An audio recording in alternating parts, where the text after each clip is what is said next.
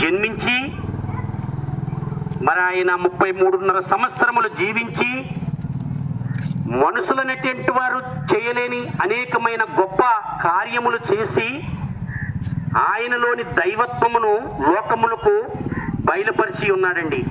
ఆయనే యేసుక్రీస్తు వారు. ఆయన గొప్ప దేవుడండి, నిజమైన దేవుడండి. ఆయనలో ఏ పాపము లేదండి. మానవుడిగా ఈ లోకానికి వచ్చి సర్వ మానవాళి పాపముల కొరకు ఆయన తన పరిశుద్ధమైన రక్తాన్ని భూమి మీద వలకించాడండి. మరి ఆయన చేసిన ఈ కార్యము ప్రపంచానికి మరి ఎంతో గొప్ప మేలండి. చూడండి, మానవుడు పుట్టి జన్మించి మానవ లోకంలో మనం ఏదో కాయా కష్టం చేసుకుని బ్రతుకుతామండి. మరి కొంతమంది వ్యవసాయం చేస్తారు, వ్యాపారాలు చేస్తారు, ఉద్యోగాలు చేస్తారు.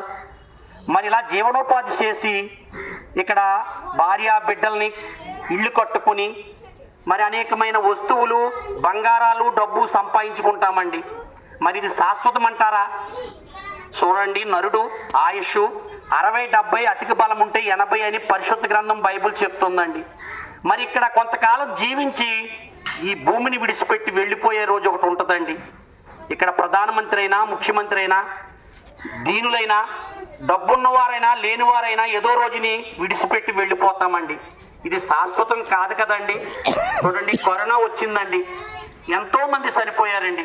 ధనికులు చనిపోయారు, డబ్బున్నవారు చనిపోయారు, అంగబలం ఉన్నవారు చచ్చిపోయారు, ఆస్తి బలం ఉన్నవారు చనిపోయారు, అధికార బలం ఉన్నవారు చనిపోయారు, పేదలు చనిపోయారండి. కానీ మరి ఇక్కడ శాశ్వతం అంటారా? లేదండి.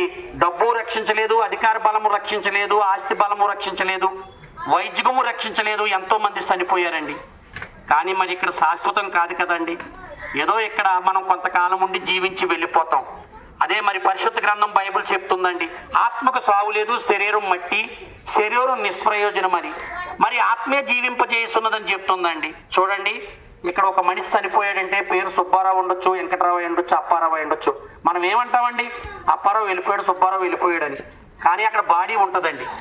ఏంటంటే ఆత్మే జీవింపజేస్తున్నదండి. ఎప్పుడైతే ఆత్మ ఈ బాడీలోంచి వెళ్ళిపోతో శరీరం నిష్ప్రయోజనం అండి.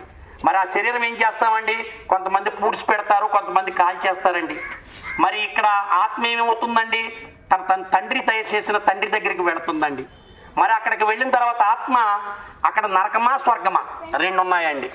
మరి అక్కడ మనం ఇక్కడ ఏ క్రియలు చేస్తామో, ఇక్కడ మనం ఏమవుతే చేసి ఇక్కడ మనం చనిపోతామో అక్కడ మనకి అవలంబిస్తుందండి. చూడండి, మరి మన గ్రంథాలు చెప్తున్నాయండి స్వర్గం ఉందని. మరి ఆ స్వర్గంలో రంభా ఊర్వశులు ఉండరండి. అక్కడ ఏంటంటే దేవుని రాజ్యం అండి, బైబిల్ చెప్తుంది.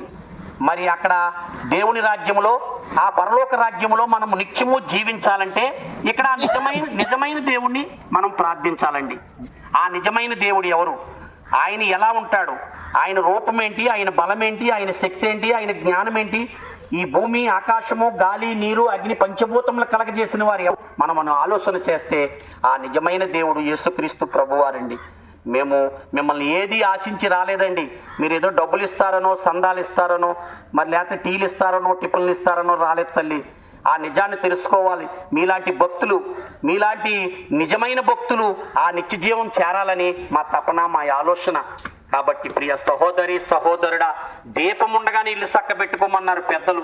మనం ఈ భూమి మీద ఉండగానే ఆ నిజాన్ని తెలుసుకుని, ఆ ప్రభువుని అంగీకరించి, ఆ యొక్క యేసుక్రీస్తు ప్రభువుని తెలుసుకుని మీ దగ్గరలో ఉన్న మందిరానికి వెళ్ళి ఆ ప్రభువుని తెలుసుకుంటారని మా ఆశ, మా తపన.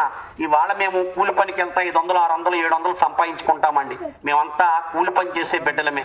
మరి అది విడిచిపెట్టి మీ గ్రామంలో కొద్దిమంది అయినా, కొంతమంది అయినా, గ్రామం అంతా అయినా సరే ఆ నిజం తెలుసుకుని ఆ పరలోకం చేరతారని మేము వచ్చి ఈ మాటలు చెప్తున్నాం. కనుక మరి ఈ మాటలు ఆలకించి మీ దగ్గరలో ఉన్న మందిరానికి వెళ్ళి ఆ ప్రభువుని అంగీకరిస్తారని దేవుని పేరట మిమ్మల్ని బ్రతిమాలి ఆ దేవుడికి మొరపెడుతున్నాం. ఆమేన్, ఆమేన్.